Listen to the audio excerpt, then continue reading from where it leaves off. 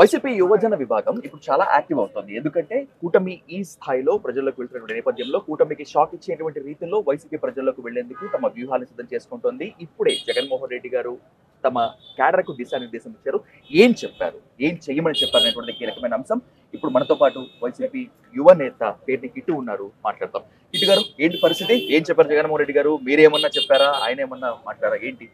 జగన్ గారు క్లియర్ గా ఒకటే మెసేజ్ ఇచ్చారండి. ఏదైతే కార్యకర్తని జాగ్రత్తగా చూసుకోండి, మిమ్మల్ని ఎట్లా నియోజకవర్గ ఇన్ఛార్జీలుగా చెప్పామో వాళ్ళకు కూడా మండలాలు మీరు వెళ్ళి, నువ్వు మండల నాయకుడివి, నువ్వు మండల యోజన విభాగం అధ్యక్షుడివి, నువ్వు మండల మహిళా అధ్యక్షురాలివి, అలా ప్రతి విభాగాన్ని వాళ్ళ అంటే పార్టీలో ప్రతి ఒక్కరిని గుర్తించండి. మీరు గుర్తిస్తాం కాదు, డైరెక్ట్ జగన్మోహన్ రెడ్డి గారి నుంచే మీకు ఈ గుర్తింపు ఉందని తెలుసుకోండి. అది ఆ మెసేజ్ని నా మెసేజ్గా మీరు చేరవేయండి. తొందరలోనే ఐడి కార్డ్స్ కూడా ఇవ్వడం జరుగుతుంది. కార్యకర్తను ఎక్కడైతే అంటే మొన్న గవర్నమెంట్ వచ్చినప్పుడు ప్రజలకు ఎక్కువ చేయాలనే ఆలోచనతో కార్యకర్తలు ఎక్కడైతే చిన్న చిత్తగా డిస్టెన్స్ వచ్చిందో అది కూడా లేకుండా చూసుకుందాం అనే విషయం చెప్పారు. అలాగే కార్యకర్తలు ఎక్కడైతే ఇబ్బంది పడుతున్నారో డిజిటల్ బుక్ అని ఒకటి స్టార్ట్ చేసి, రెడ్ బుక్ లాగా దాడులు గీళ్లు కాదు, మన మీద ఏ అధికారి అన్యాయంగా దాడి చేసినా, ఏ తెలుగుదేశం కార్యకర్త, ఏ జనసేన కార్యకర్త మనల్ని అన్యాయంగా ఇబ్బంది పెట్టినా కూడా అవన్నీ డిజిటల్ బుక్లో ఎంటర్ చేస్తే ఖచ్చితంగా అది గుర్తుంచుకుని పార్టీ గుర్తుంచుకుని దానికి ఒక టీం ఉండి దాని మీద యాక్షన్ కూడా తీసుకోవడం జరుగుతుంది. ఈ ఓటమి తర్వాత జగన్మోహన్ రెడ్డి గారు కానీ మీరు కానీ ఎక్కడ చెప్పినా కూడా మనకు ఈ స్థాయి ఓట్ బ్యాంక్ ఉంది, చెక్కు చెదరదు అనేటువంటి ఎక్కడ చెప్తున్నారు. ఇప్పుడు కొత్తగా కార్యకర్తల్ని పట్టించుకోవాలి, మళ్ళీ మీరు క్యాడర్ దగ్గరికి వెళ్ళడం అంటే జారిపోతారనేటువంటి భయమా, లేకపోతే కూటమి ఇబ్బంది పడుతుంది? కొత్తగా పట్టించుకోవాలని ఏం లేదండి. ఏ పార్టీ అయినా రాజకీయ పార్టీ ఎట్లా ఉంటుందంటే ఫస్ట్ పార్టీని బాగు చేసుకోవాలని ఉంటుంది. కానీ జగన్ గారు అప్పుడున్న ప్రజల పరిస్థితిని బట్టి మనం ఈరోజు రాజకీయాలు చూడకుండా ప్రజలకు సర్వీస్ చేయాలనే ఆలోచనతో వెళ్ళారు. కానీ ఆయన ఏనాడు కార్యకర్తను వదలలేదండి. అంటే ఎక్కువ కాన్సన్ట్రేషన్ పార్టీని బలోపేతం కంటే ఎక్కువ జనాలకి మంచి చేయడం మీద ఉన్నారు. కాబట్టి ఆయన పార్టీ గురించి కంటే ఆయన ఉన్న పదవిలో నేను రాజకీయం కంటే ఎక్కువ ప్రజల గురించి ఆలోచించాలనుకున్నారు తప్పితే ఈరోజు విస్మరించలేదు. ఈరోజు ఏం చెప్తున్నారంటే కార్యకర్తలు ఇబ్బంది పడుతున్నారు కాబట్టి, మన జెండా మోసినోడిని కావాలని ఇబ్బంది పెడుతున్నారు కాబట్టి వాళ్ళందరికీ మనం అండగా ఉండాలని చెప్తున్నారు. కూటమి ఎట్టి పరిస్థితుల్లో కూడా వైసీపీ నేతల్ని ప్రజల్లోకి వెళ్లకుండా ఉండేందుకు కొన్ని వ్యూహాలు రచిస్తుంది. దాంట్లో భాగంగానే హౌస్ అరెస్టులు అంటున్నారు, కేసులు అంటున్నారు. ఇప్పుడున్నటువంటి పొజిషన్ లో వైసీపీ క్యాడర్ దగ్గరికి లీడర్లు అంటే ఎస్పెషల్లీ వైసీపీ లీడర్లు వెళ్ళేటువంటి సాధ్యమయ్యే పని ఉందా? ఎందుకు లేదండి. మీరు మేము మచిలీపట్నంలో మెడికల్ కాలేజీకి వెళ్తాం, మీరు చూడలేదా? పోలీసులు ఎంతమంది ఆపగలరండి? పోలీస్ ఫోర్స్ ఎంత ఉంటుంది? జనాల్లో వ్యతిరేకత వస్తే, జనాలు తిరుగుబాటు చేస్తే ఎవరు ఆపగలరు? Police force ఆపగలదా? కాబట్టి జనాల దగ్గరికి మమ్మల్ని వెళ్లకుండా ఆపుతున్నారంటేనే వాళ్ళు జనాల్లో చచ్చిపోతున్నారని అర్థం కదా. సో వాళ్ళు ఆపినా ఏదేం చేసినా వ్యతిరేకతను ఆపుకోగలగాలి, కానీ మమ్మల్ని ఆపితే ఏమవుతుంది? ఓటమి తర్వాత సీనియర్ల కన్నా కూడా అధిక ప్రాధాన్యం యువ నేతలకు ఇస్తున్నారు జగన్మోహన్ రెడ్డి. ఏంటి స్పెషల్ స్ట్రాటజీ? సీనియర్లను పక్కన పెట్టేందుక, లేకపోతే రాబోయేటువంటి రోజుల్లో మొత్తం భవిత మొత్తం అంతా కూడా యూత్ డే అనుకోండి?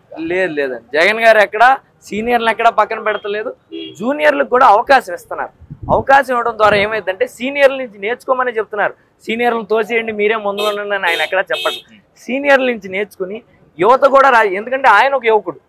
ఈరోజు చంద్రబాబు నాయుడు గారిని ఇంతకుముందు ముఖ్యమంత్రులను చూస్తే వాళ్ళకంటే చాలా తక్కువ వయసులో ఆయన ముఖ్యమంత్రి అయ్యారు. కాబట్టి యువకులు వస్తే, యువకులు దీంట్లో ముందుంటే కొత్త అంటే ఈరోజు తరాలు మారే కొద్దీ రాజకీయాలు మారుతూ వస్తాయి. ఆ ప్రణాళిక యువత వచ్చి దీంట్లో పెడితే ఇంకా బాగుంటుందని ఆయన ఆలోచన తప్పితే ఎక్కడా సీనియర్లను పక్కకు దోసేయాలి, జూనియర్ని పెట్టేయాలని ఆయన ఈరోజు. ముఖ్యమైన ప్రశ్నతో ముగిస్తాను. ఇప్పుడు రాష్ట్రం మొత్తం రగులుతున్నటువంటి అంశం మెడికల్ కాలేజీలు ప్రైవేట్ పరణం చేయటం. ఇది ముఖ్యంగా మీ యువజన విభాగం చాలా కీలకంగా తీసుకోవాల్సినటువంటి అంశం. What is your special strategy? ఎందుకంటే విద్యార్థులను మీ దగ్గర చేసుకునేటువంటి పీరియడ్ ఇదే కాదు కదా. What is your strategy? Sir, ఇది యువజన విభాగం ఈ విభాగం కాదు సార్. మీకు క్లియర్గా చెప్తా సార్. ఒక మధ్యతరగతి కుటుంబంలో లేదా పేద కుటుంబంలో పుట్టిన తండ్రి కానీ తల్లి కానీ వాళ్ళు తల్లిదండ్రులు లేక వాళ్ళ పిల్లలు కోరుకునేది ఏంటంటే, మేము వీళ్ళకి చివరికి మేము చచ్చిపోయే రోజుకి ఏమిచ్చినా ఇవ్వకపోయినా మంచి విలువైన విద్య అందించాలి, వాళ్ళు ఎంత కోరుకుంటే అంత దాకా చదివించేలాగా మేము బలపడాలి ఆర్థికంగా అని కోరుకుంటారు. సో దాన్ని ఆలోచించే ఈ కుటుంబాలు ఇబ్బంది పడకూడదు. మిడిల్ క్లాసు పేదవాళ్ళకు కూడా డాక్టర్ చదువు అనేది ఈరోజు మీకు తెలుసు సార్, నన్ను అడగక్కర్లా. మామూలు ఒక సామాన్యుడికి తెలుసు, మీ సబ్స్క్రైబర్స్కి తెలుసు, మీకు తెలుసు. ఒక డాక్టర్ సీట్ ప్రైవేట్ కాలేజీలో కొనాలంటే ఈరోజు కోట్లతో కూడుకున్నది.